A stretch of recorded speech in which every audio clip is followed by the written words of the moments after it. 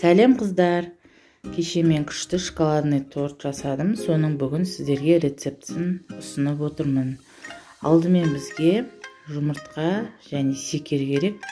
Екеуін жақсылап көпіргенше, әппақ болып көпіргенше миксерлеп аламыз.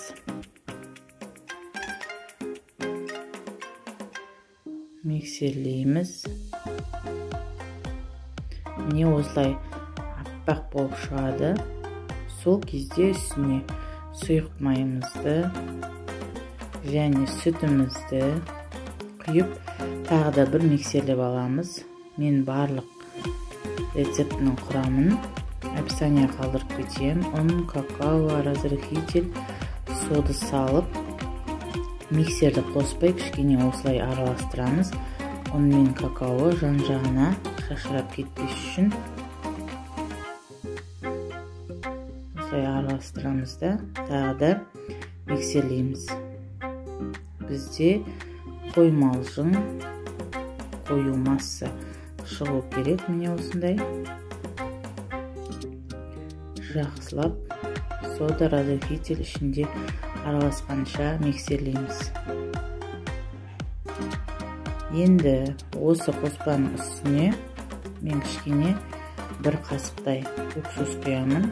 6 немесе 9%-тік бір қасық уксус құйсаңыз жарайды, өйткені сода болған жерде міндетті түрде уксус құйған дұрыс.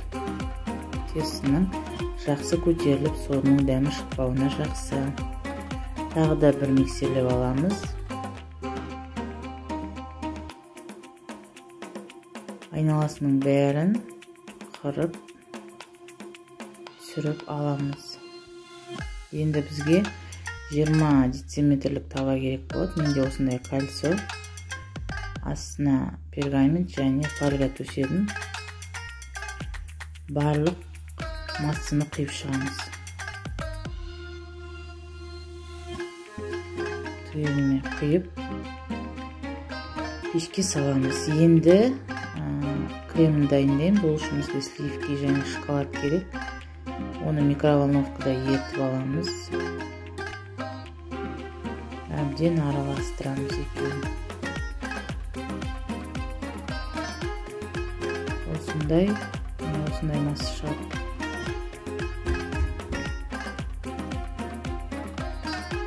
Бетін мен фольгамен жауып, холодильникке салып қойдым. Пищевой пленкамен салсаңыз да болады. Жаңағы тортты 160 градуста 45 минут пісірдім. Міне бізде осындай торт шығады. Сыртына шығып кетті. Оның барлығын алып қоямыз. Бетіне себу үшін керек болады. Әбден бисквитті суытып аламыз. Мен суытуға қойып қойдым. Енді кремін дайындаймыз тағы да. Сливки мен шекерді стойкий крем болғанша миксермен араластырып аламыз. Грамдарының барлығын описаниеге жазамын. Неше грамм екен. Осы грамның барлығын точно салсаңыз, күшті торт шығады сізге. Ол үшін сізге кондитер болудың қажеті жоқ. Миксерлеп аламыз. Табақты төңкерген кезде креміміз түспеу керек. Яғни стойкий крем деп атаймыз оны.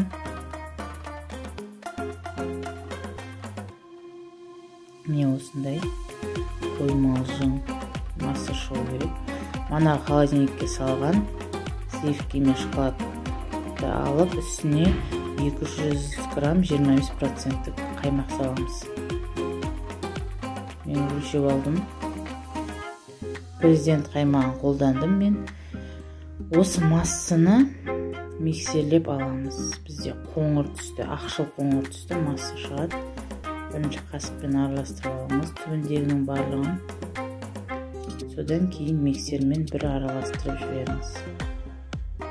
Міне осындай ақшыл түсті масса шықты. Енді осы массаны жаңағы сливки мен шекерді араластырдық, соның үстіне құямыз. Құйып алып, әбден астынан үстіне көкшенің көмегімен араластырып аламыз. Миксерлеудің қажеті жоқ. Өстіп лопаткамен араластырамыз астын үстіне. әбден түсі өзгергенше араластырасыз. Міне осындай болып шығады түсі. Енді бисквиттерді жинауға кірісеміз. Бисквиттерді 3-4 сағат холодильникке салып алуыңызға болады, немесе әбден суытып жасай беруіңізге болады. Мен үстіндегі верхушкасын кесіп тастадым, ол бізге сыртын әсемдеуге керек болады. Тегістеп алып тастаймыз. Және тортты 3 бөлікке кесіп алдым. Пышағыңыз ұзын болса, тіптен жақсы, бірден кесіледі. 3 бөлікке бөлдім міне. Енді кремін жағуға кірісеміз. Абайлап аламыз, сынып кетуі мүмкін, өйткені өте нәзік, жұмсақ. Арасына 250 граммдай, әрбір слойға 250 граммдай крем кетеді примерно. Оны өзіңіз қарап саласыз. Мен сыртына жағу үшін де алып қалдым. Мол болып жақсаңыз, өте дәмді болады. Сыртына кальцоны қойдым. Кремін жағамын. 3 слойға да осылай көп қылып крем жағып қойып қоямыз. Міне осындай болып шығады. Енді үстіне сливки мен шоколадты ертіп глазур қылып құямыз үстіне. Жайлап алып аламыз.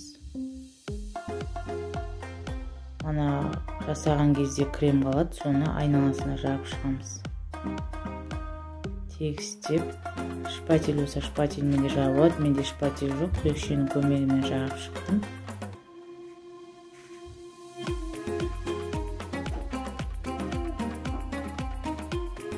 Айналдырып жағасыз. Үстіне глазурды құйдым. Тағы да глазур жасай, сливки мен шоколад.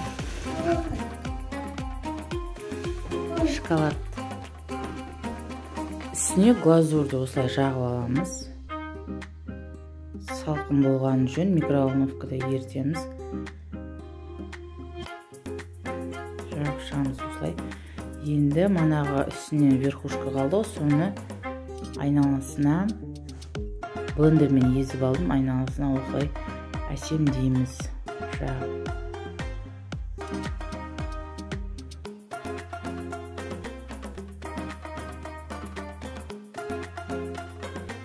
Түгел айналдырып, барлығын жағып шығамыз айналасына.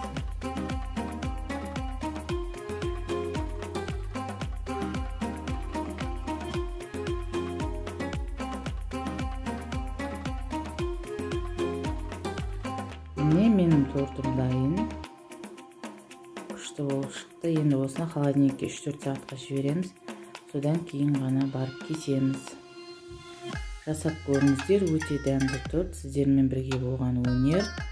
Комментарий жазып, лайк басып кетіңіздер.